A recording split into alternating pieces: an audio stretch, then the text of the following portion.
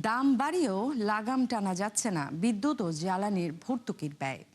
এই দুই খাতের বোঝা টানতে টানতে নাকাল অর্থ মন্ত্রণালয়। কেননা বিদায়ী অর্থ বছরে দিতে হয়েছে ৫৮,০০০ কোটি টাকা।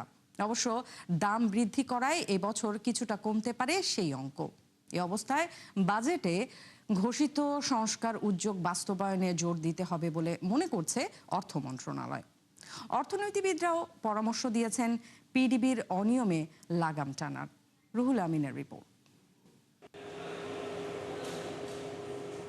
করোনার পর থেকেই অস্বাভাবিকভাবে বেড়েছে বিদ্যুৎ ও জ্বালানি খাতে সরকারের ভর্তুকির পরিমাণ।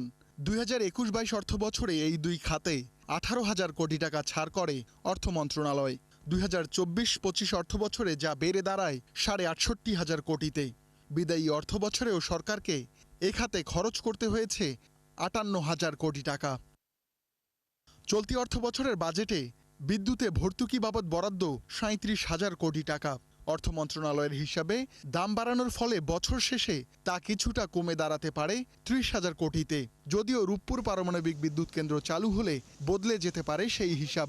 আবার কয়লা ভিত্তিক দুটো কেন্দ্রের দাম অনুমোদন না করায় সেখানেও বকেয়া ভর্তুকি দাঁড়িয়েছে প্রায় ৪,০০০ কোটি। অন্যদিকে জ্বালানি তেলে দরকার না হলেও এলএনজিতে ভর্তুকি চাহিদা রয়েছে ১৩,০০০ কোটির, যদিও বাজেটে রাখা হয়েছে অর্ধেকের মতো।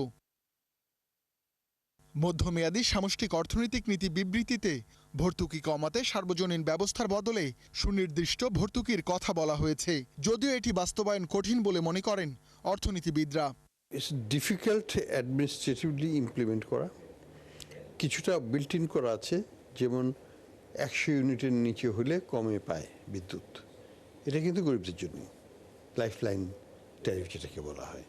তো সেটা ঠিকই আছে, সেটা ওইভাবেই পৃথিবীর বিভিন্ন দেশে করা হয়। It's self targeted.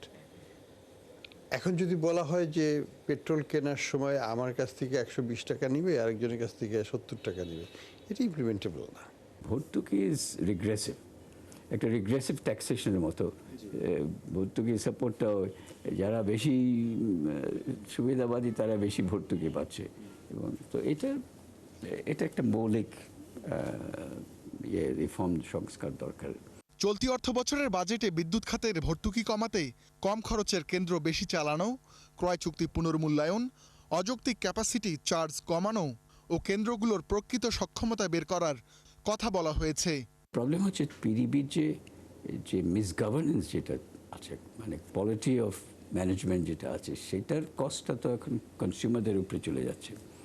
তো আপনাকে পিডিবি ভর্তুকি নিক, কিন্তু আমাদেরকে দেখাতে হবে বছরের পর বছর পিডিবি কি উন্নতিটা করছে এনার্জি সেক্টরে, কি তাদের গভর্নেন্স ইমপ্রুভমেন্ট কি হচ্ছে। বর্তমানে সরকারি বেসরকারি মিলিয়ে চালু বিদ্যুৎ কেন্দ্র ১৩৭টি।